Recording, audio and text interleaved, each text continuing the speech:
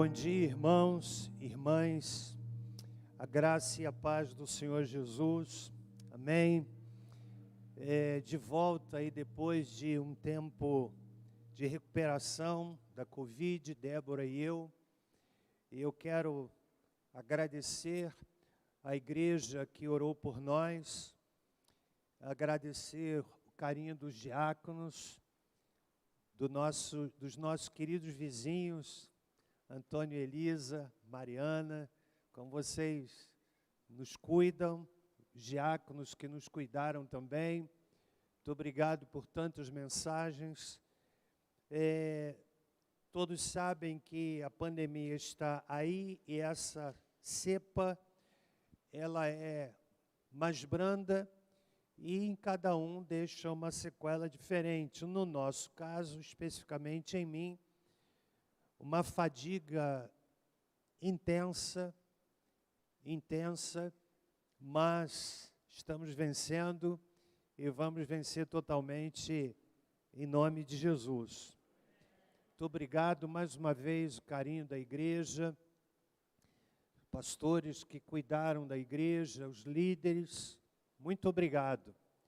Obrigado também ao Ministério de Família pela homenagem prestada ao ensejo dos nossos 37 anos de casamento. E nós temos às vezes nossas diferenças, porque eu sou perfeito e a Débora não. Nós temos as nossas diferenças, mas... Oi? É ficar sem almoço, né? Mas firmes no compromisso de envelhecermos juntos e louvamos a Deus pelos frutos do nosso matrimônio, nossos filhos que têm temor do Senhor, nosso genro que tem temor do Senhor, nossa nora que tem temor do Senhor, nossos netos que estão aprendendo o temor do Senhor. Muito obrigado. Continuem orando por nós, porque certamente que pastor é muito visado, a família pastoral é muito visada. O que acontece na vida do pastor tem uma projeção maior, é o ônus da liderança. Quanto maior a liderança, mais responsabilidades, isso é inevitável. Mas nós queremos agradecer a Deus e reafirmar diante da igreja e antes diante do Senhor nosso compromisso de honrarmos a Deus através do nosso matrimônio. Muito obrigado. Queremos também dizer que nessa semana partiu para o Senhor a irmã Serlita, mãe do Elias, está lá na câmera, da Raquel e do Marcos. Recebam o nosso abraço. A memória que eu tenho é a sua mãe e seu irmão vindo para a igreja, mas hoje ela está nos braços do Pai. Que o Senhor lhes conforte. E precisamos também continuar orando pelo Pedrinho, não é isso? Bernardo, que ainda está hospitalizado, que luta para a família, né? Já tem mais de um mês. 23 dias, Pedrinho hospitalizado lá em Volta Redonda, e eu quero conclamar a igreja que continuemos orando pela vida dele. Meus irmãos, eu quero trazer uma palavra de Deus nessa manhã, nos preparando para a ceia, que está na carta de Paulo aos Filipenses, no capítulo 2.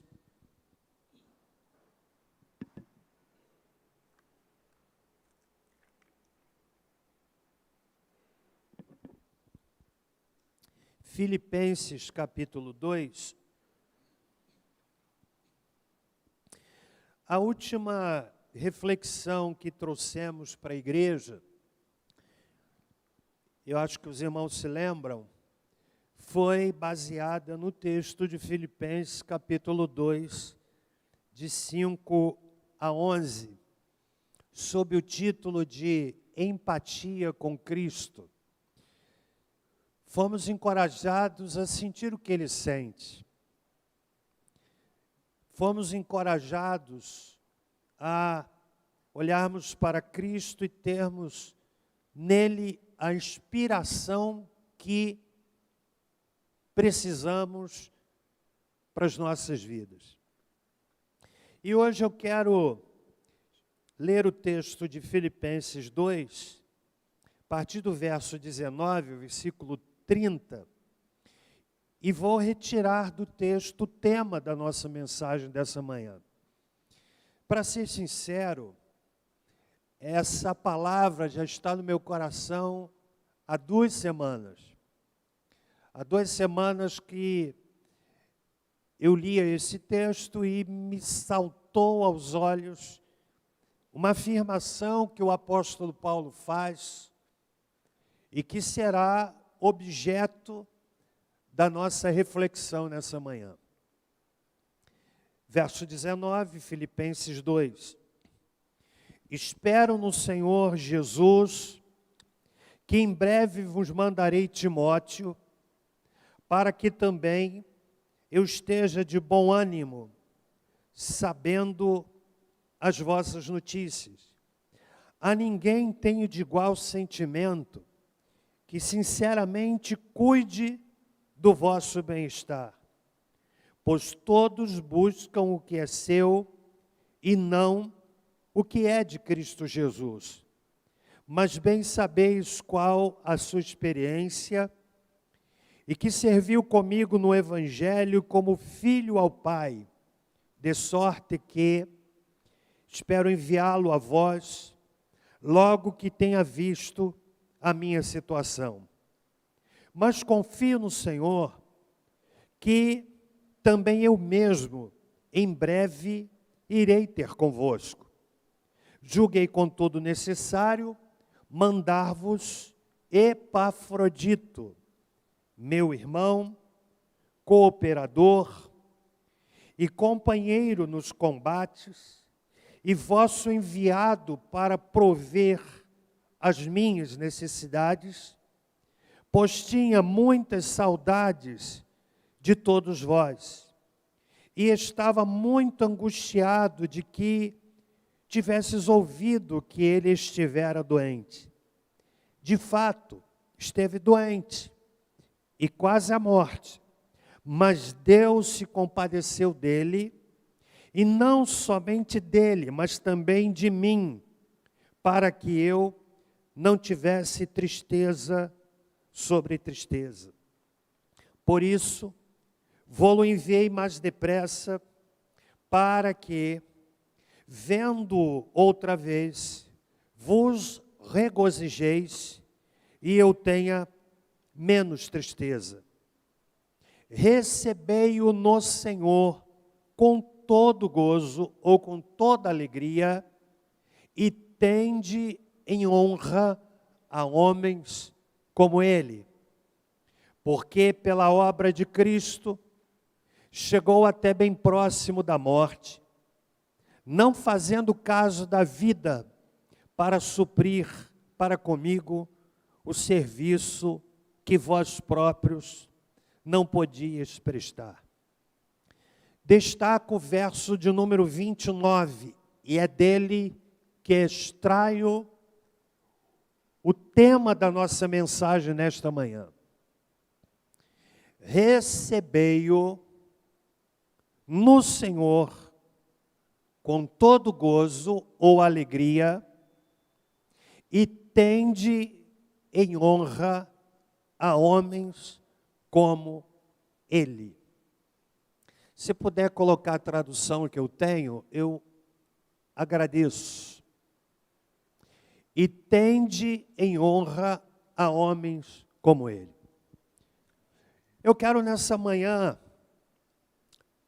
tratar do seguinte tema: homens dignos de honra. Homens dignos de honra. Senhor amado, estamos diante da palavra, e é dela que queremos extrair a reflexão para esta manhã. Fala ao nosso coração. Sabes da limitação do teu servo, das limitações do teu servo. Eu oro para que o Senhor me dê munos profético.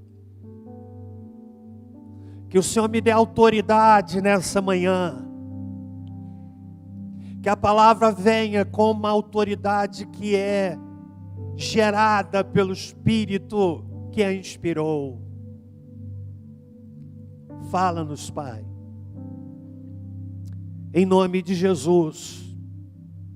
Oramos pela família enlutada. Oramos pelo pequeno Pedrinho, ainda hospitalizado. A angústia dessa família, Senhor, tão querida a nós. Restaura a saúde daquele menino. Obrigado por estarmos de volta, em recuperação. Obrigado pelo carinho da igreja. Tantos irmãos que oraram, que sinalizaram, que nos abençoaram, que nos presentearam. Pai, que o Senhor os recompense. Em nome de Jesus. Amém.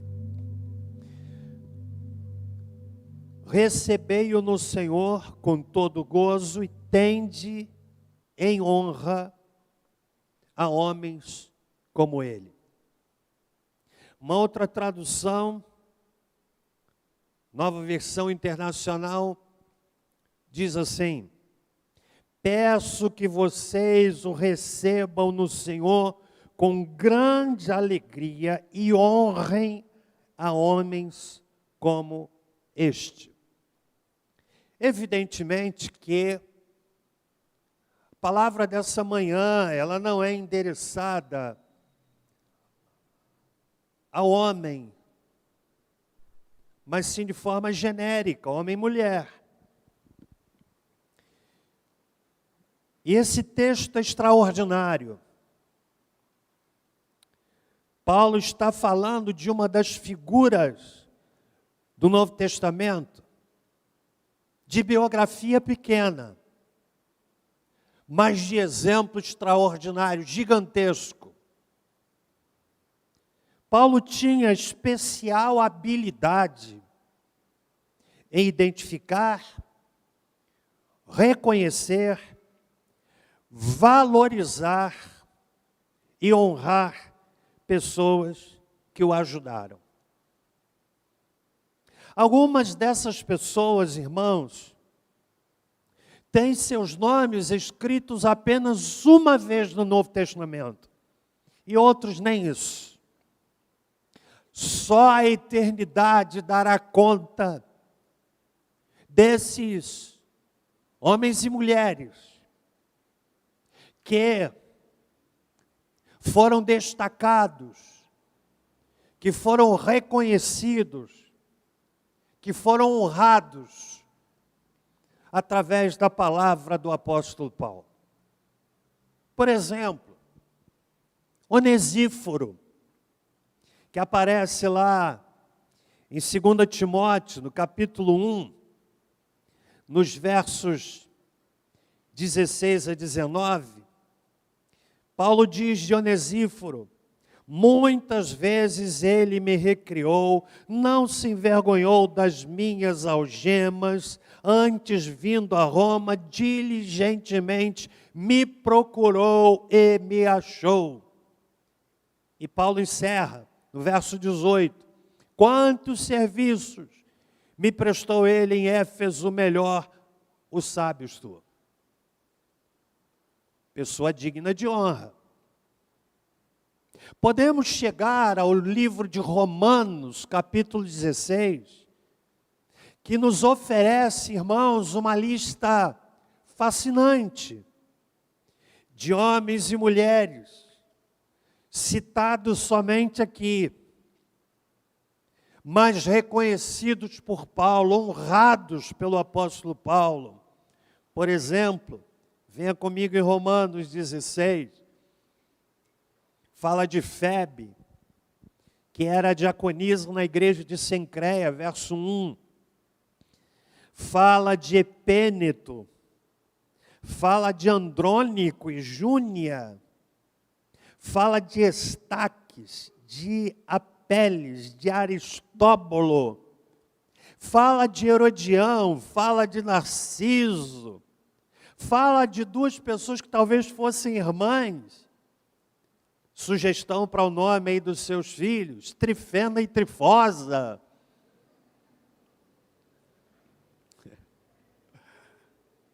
Fala de Pérside, de Rufo, Assíncrito. A lista é extraordinária. Paulo reconhece essas pessoas. Mas aqui no capítulo 2 de Filipenses,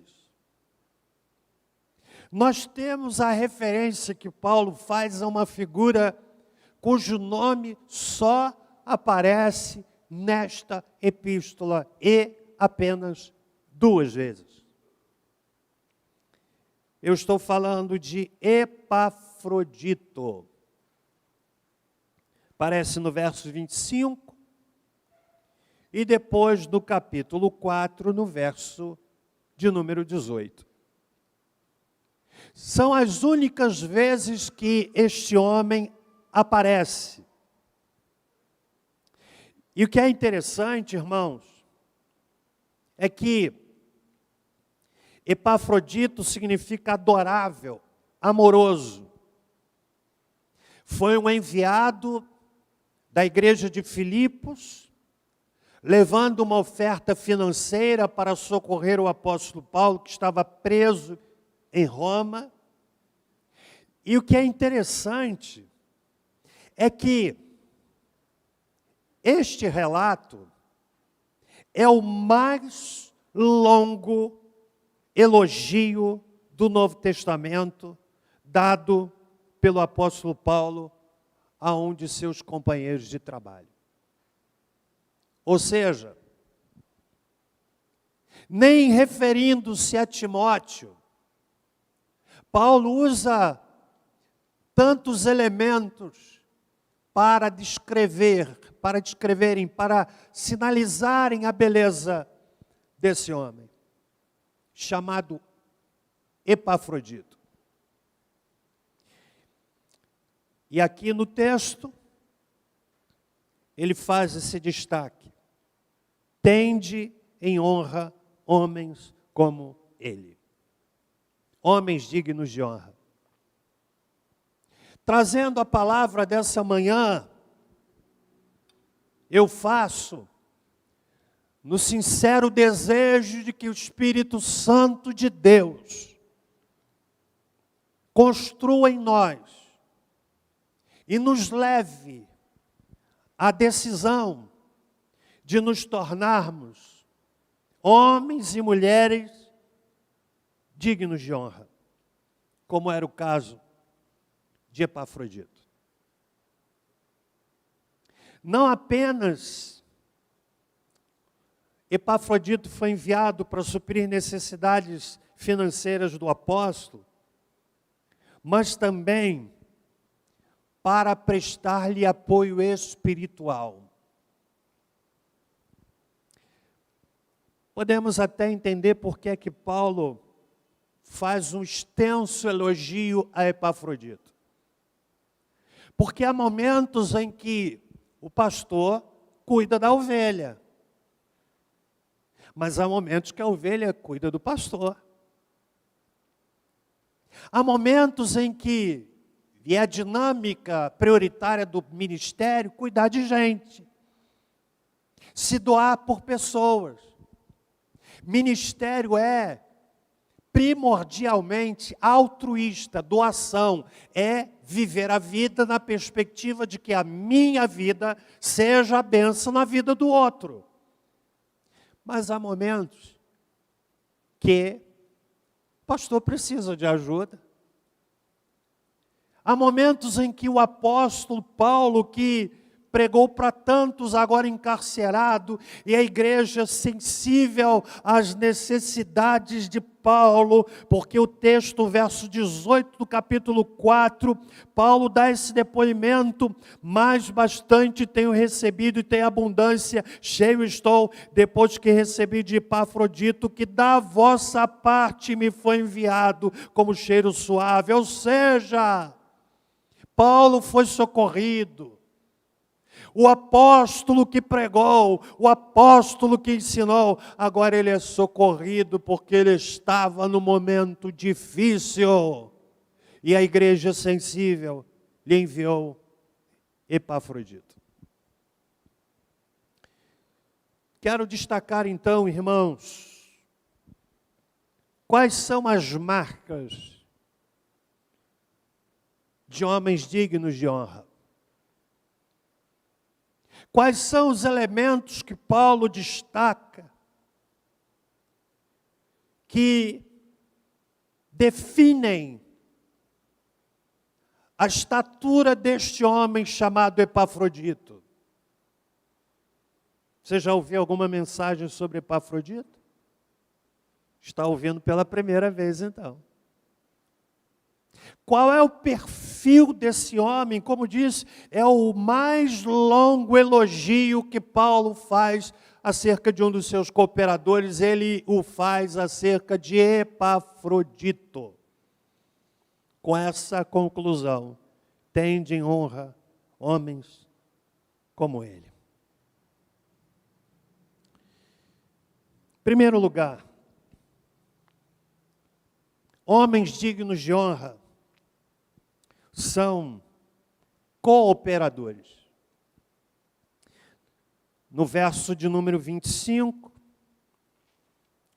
julguei contudo necessário mandar-vos Epafrodito, meu irmão, e ele começa dizendo, cooperador.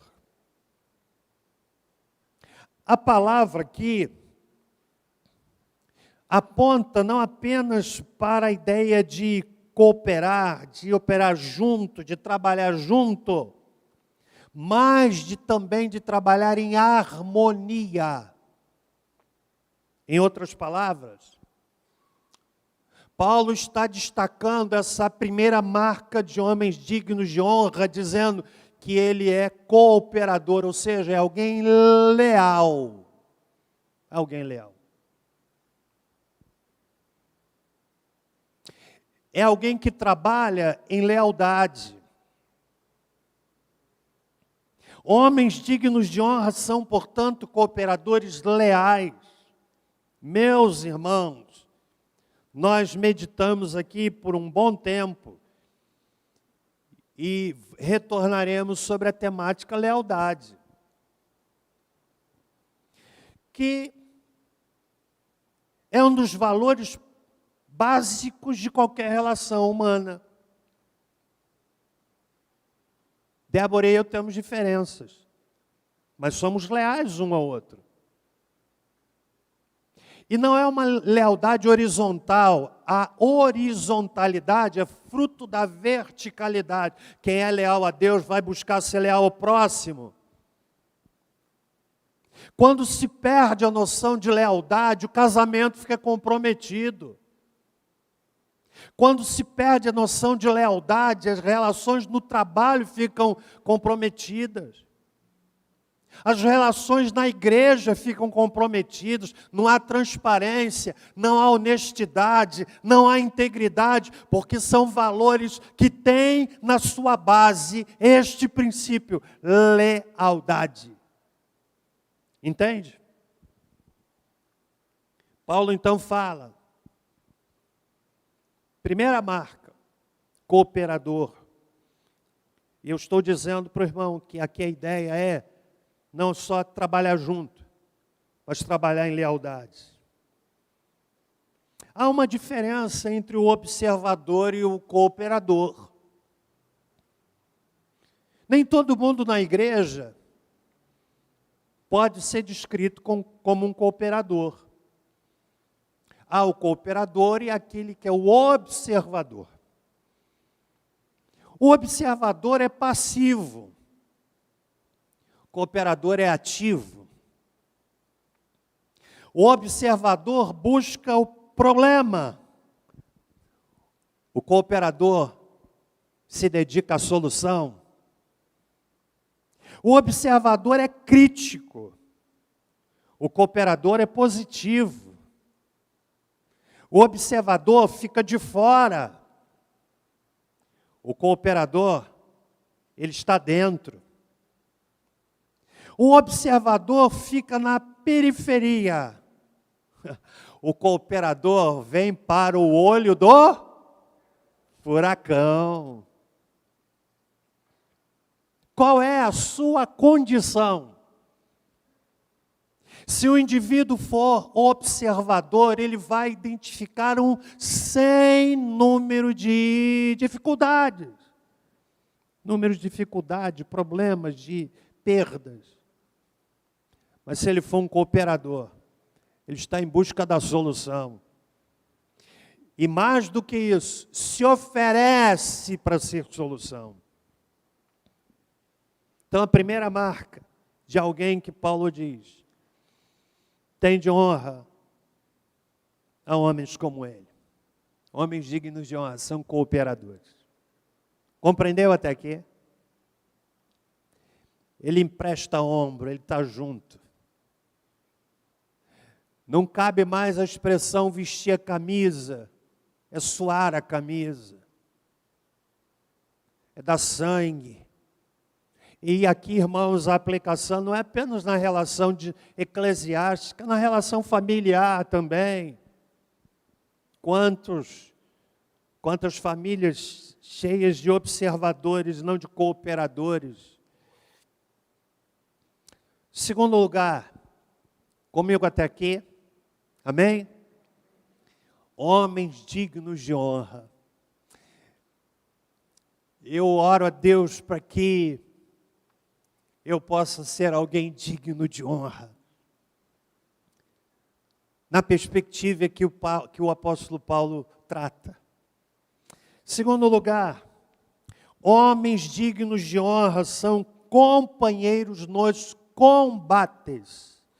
Está aí no verso, ainda de número 25. Não está aí no seu texto? Companheiro nas lutas, companheiro nos combates. Uma outra tradução poderia ser companheiro de armas. Era um dos títulos favoritos dos cristãos primitivos. Envolve estar alguém em conflito espiritual contra trevas e o mal, correndo o risco de perder a própria vida, visto que todos os cristãos têm de enfrentar o mundo hostil. Epafrodito manteve-se ao lado de Paulo na pior hora. Primeiro em Filipos, agora em Roma, defendendo a causa do seu grande capitão, Jesus Cristo.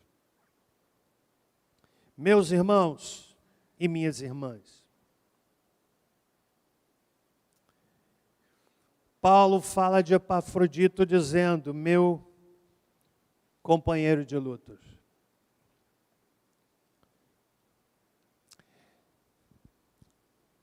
Nós precisamos aprender a valorizar quem ficou ao nosso lado nos momentos mais difíceis. Os momentos em que muitos desistiram. Mas aquela pessoa que ficou ao lado, que viu esperança quando nós já não tínhamos esperança, precisamos valorizar.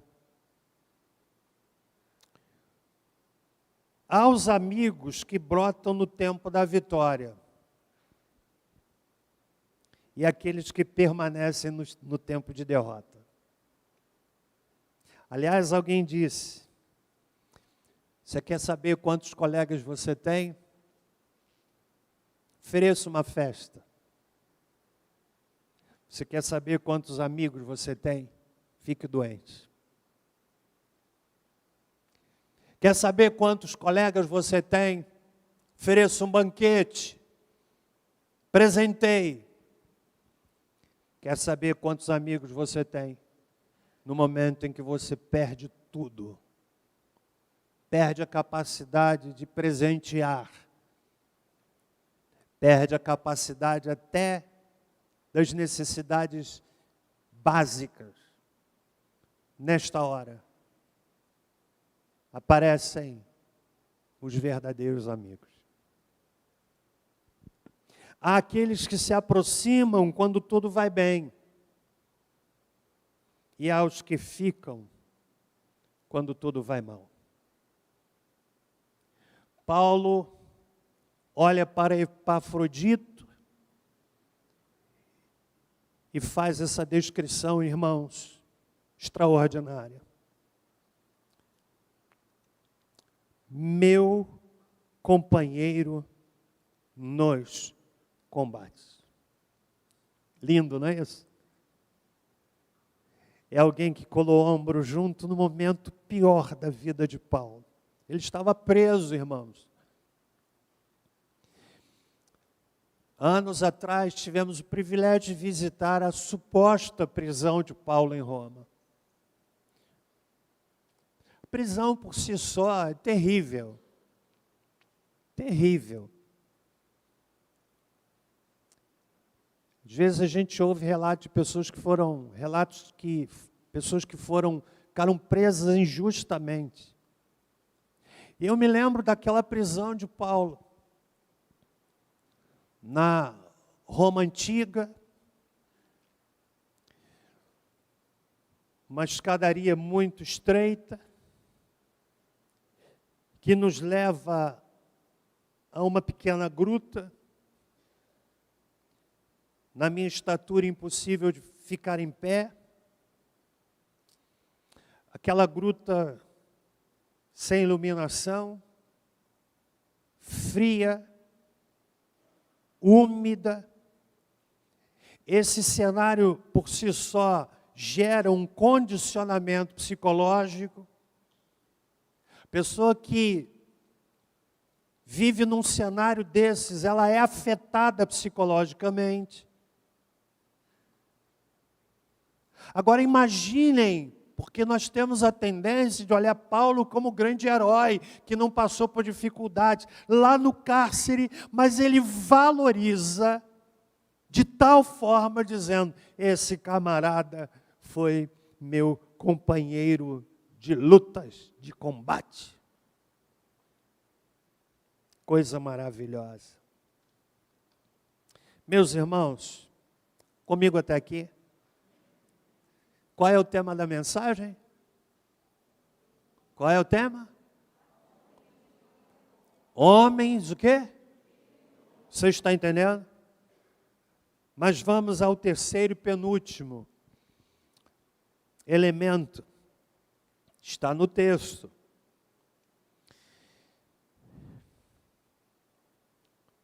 Verso 30. Ele fala que Epafrodito esteve doente até a morte. Não sabemos exatamente qual foi a causa dessa doença. Alguns sugerem que ele foi vítima da febre romana, que varria a cidade como uma pandemia. Não sabemos exatamente o que alcançou Epafrodito, mas temos uma descrição que ele esteve muito doente, quase à morte. Mas o interessante, irmãos, é que a sua debilidade pessoal não interferiu no seu comprometimento em cuidar de Paulo. E aí nós temos o terceiro item. Homens dignos de honra são comprometidos. No verso 30, pela obra de Cristo, chegou até bem próximo da morte, não fazendo caso da vida. Seu compromisso com a missão que lhe foi dada pela igreja de Filipos de levar a oferta para ajudar Paulo e de socorrer o apóstolo, ele não deixou esta missão no meio do caminho. Foi até o fim, passando mal, em dificuldade. E recebe de Paulo esse elogio extraordinário.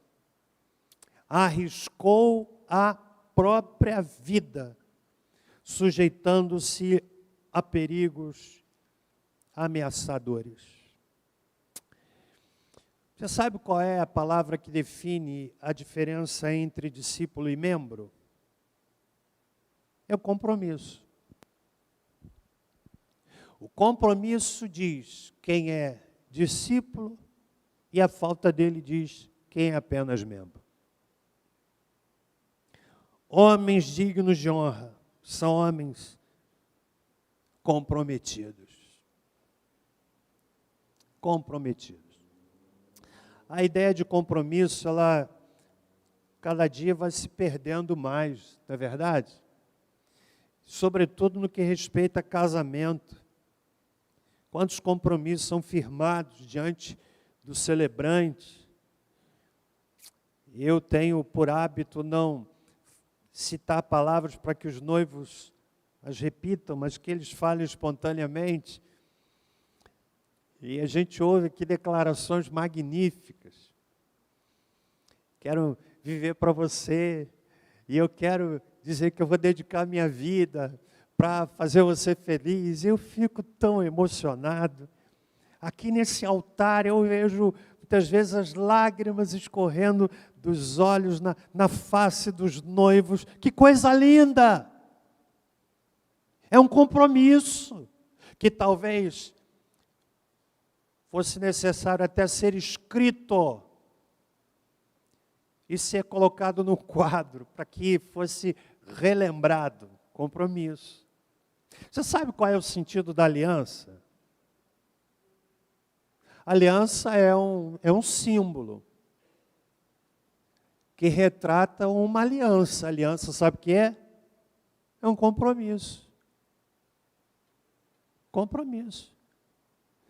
No nosso caso, 37 anos, temos um compromisso. A aliança está até saindo facilmente do dedo, né? Mas temos um compromisso. É um lembrete.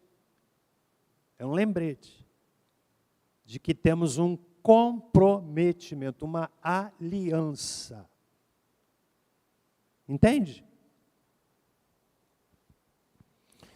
Homens dignos de honra, então, são homens comprometidos. Amém até aqui? Posso seguir? Qual é o tema da mensagem? Você pode falar mais forte? Só mais um pouquinho. Você entendeu? Mas há uma quarta e última marca, que está aí no texto. Homens dignos de honra são servos. São servos. Verso 30, Paulo encerra dizendo que Epafrodito, não fazendo caso da própria vida, para suprir, para com ele, o serviço. O serviço. A igreja não podia, mas o fez através de Epafrodito. Epafrodito, irmãos, arriscou a própria vida por Cristo e para servir o apóstolo Paulo. Que coisa extraordinária. Arriscou a própria vida para servir aquele irmão. Mesmo fazendo a obra de Deus, aqui eu quero dar essa palavra importante, Epafrodito não ficou isento de lutas e enfermidades. Há pessoas que têm uma relação com a doença, com os desencontros da vida, de uma forma equivocada, deixam que brote dentro do coração um sentimento de mágoa para com Deus, porque, Senhor, eu estou servindo ao Senhor há tanto tempo e eu estou indo de mal a pior, ficando doente, passando por lutas. Enquanto estivermos em cima da terra, debaixo do céu, irmãos, todas as coisas podem acontecer com qualquer pessoa. Quem estabelece uma relação com Deus na base de um triunfalismo tolo, terá a sua vida espiritual como uma gangorra. Se os negócios vão bem, ele está bem. Se os negócios não forem bem, ele também não está bem. Epafrodito estava doente, quase à morte. Mas olha o que Paulo diz aqui, que ele não fez caso da própria vida para servir. Homens de honra são servos, querem servir. Querem servir. Minha oração, irmãos, nesse culto de ceia,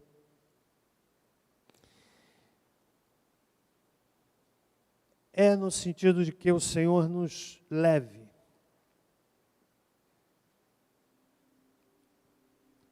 nos ajude para que sejamos homens e mulheres dignos de honra. Amém, igreja? Nós